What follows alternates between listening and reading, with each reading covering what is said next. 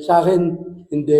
Parang nakita naman nila na ano. So kung ayun, nag-decision nga kami ng mga bata na kung ano yung ano, tapos nag-consult ako sa ano, kasi ako, nakita ko na yung ano ni Cathy, kung ano yung condition niya nung pagdating ko dito.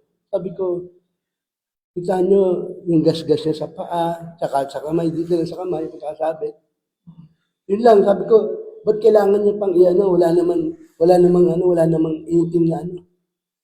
Na pwede mong sabihin na foul play. Tingnan na rin ng ano, tingnan na rin ng sa NBI na ano, mediko. Tingnan, yun o, biligtad namin o. Sir, ang ano niyo po ba dito, sir? Naniniwala po ba kayong may pamulak o sinadya? Baka nadulas lang yun na ano, kasi mag-unwind lang siya, diretso lang na ano eh.